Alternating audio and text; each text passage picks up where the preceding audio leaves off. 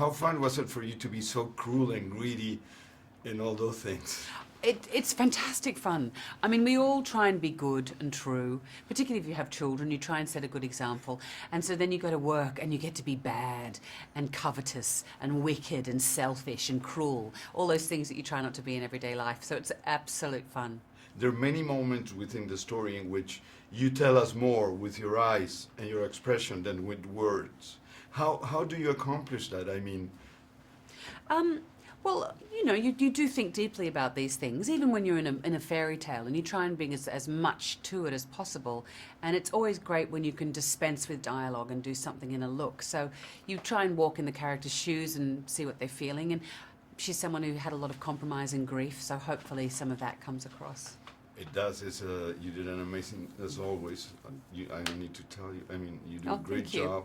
You have 2 Oscars, 2 SAG Awards, 3 Golden Globes. I don't know how many BAFTAs. Thank you for mentioning that too. I don't know how many Australian, and then the theater stuff. So do you feel that you have accomplished everything you wanted in life, or professionally, I mean? I always think about what's next. You know, it's so lovely, you know, having just come through award season and watching everyone go through it. It's so wonderful when people are rewarded for their artistic achievements, and particularly those awards that are given out by your peers. But it's not why anyone gets involved in it. It's to reach an audience, and you know, because you're compelled to do it. And every time I finish, I think, that's it, I'm done. I'm going to give this up and get a real job. And then, you know, another offer like Cinderella comes in, and you think, oh, yeah, that sounds like fun. So you get seduced back in. Yeah, with Kenneth directing, who's so fantastic on text, so great with actors, and then you've got Sandy Powell and Dante Ferretti, you know, taking care of the visuals. So it was a really extraordinary team. When it comes to your transformation, how much that hair, makeup, costumes, and wardrobe and all that helps you to become this other?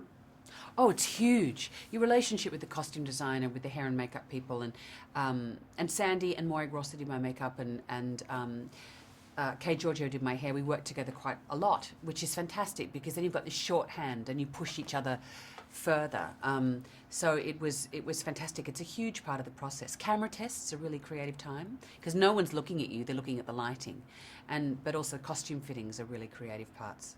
How do you choose your participation in projects right now? Blindfolded, like that.